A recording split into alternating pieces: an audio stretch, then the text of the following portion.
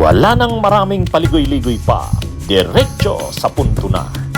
Maiksi lang ang komentaryo, pero diretso sa punto. Maraming kuro-kuro, may tiwali, may totoo. Dito, sa puntong diretso tayo. Punto, diretso. Nawawmali ba si Secretary of Interior and Local Government John Vic Rimulya? O kasi si SILG John Vic Rimulya ang nagbalita o nagbunyag na yung Ayon Hotel na tinuluyan ni ng yumaong dating DPWH si Catalina Cabral bago siya namatay or di natin alam kamatay ay kanya rin palang pag-aari yun. Ayon yan kay John Vic Rimulya. Kay Cabral daw yun eh. Kaya lang nitong 2025, nang mainit na nga itong mga kontrobersya, binili naman ni Congressman Eric Yap ng Benguet. Ito rin si Congressman Eric Yap ay nasa kontrobersya din dahil sa issue ng anomalya sa flood control.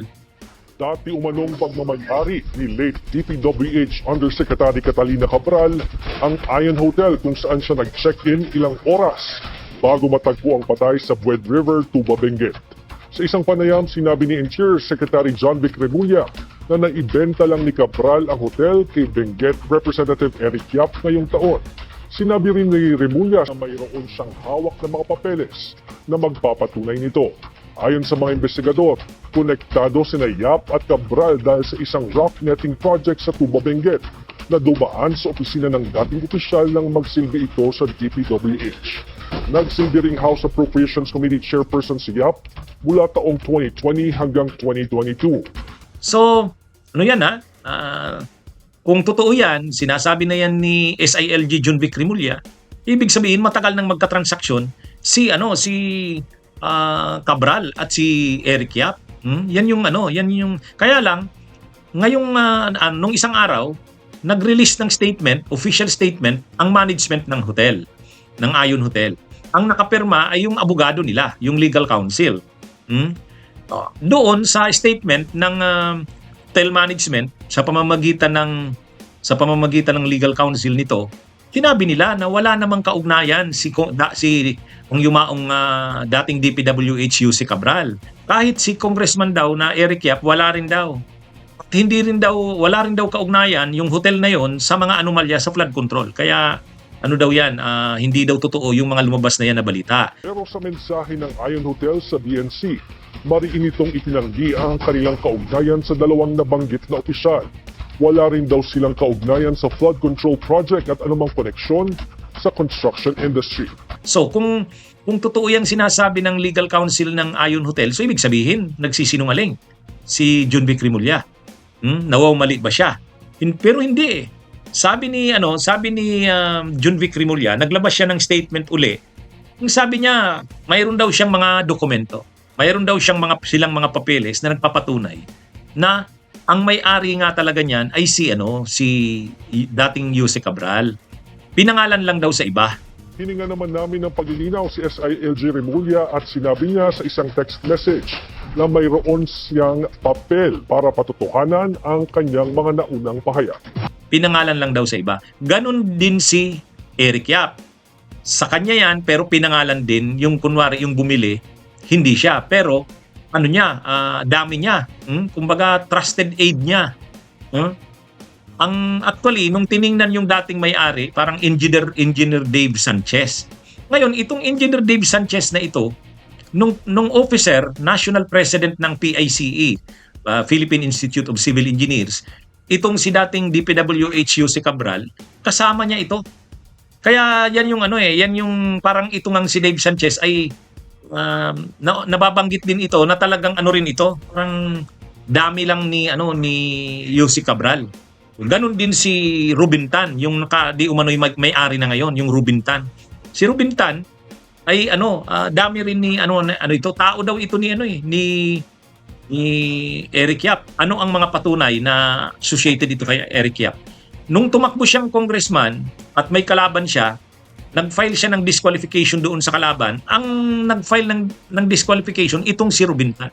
Kaya pwedeng totoo naman yung sinasabi nila na sa papel hindi si Cabral yung nakapangalan at hindi rin si Eric Yap.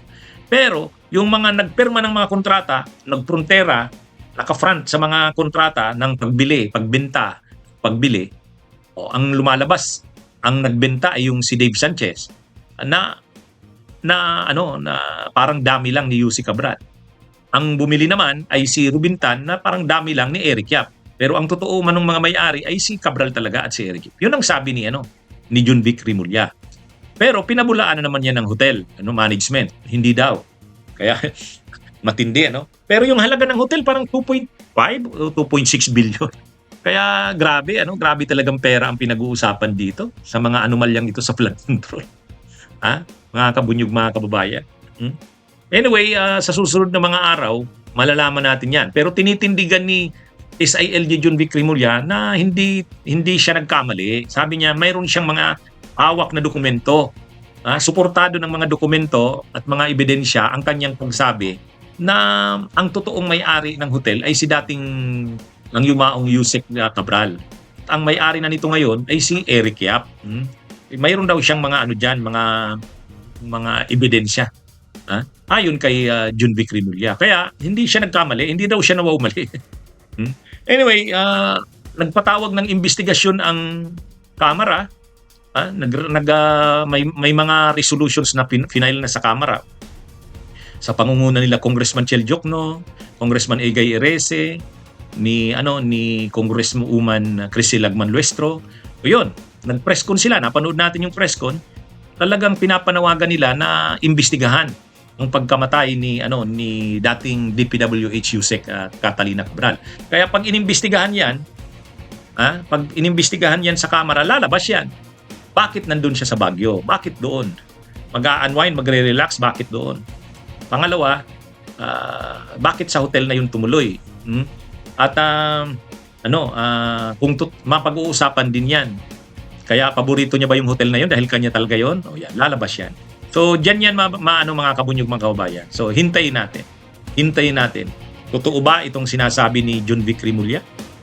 Yan, malalaman natin yan. Bunyog, halikan na kasama ka.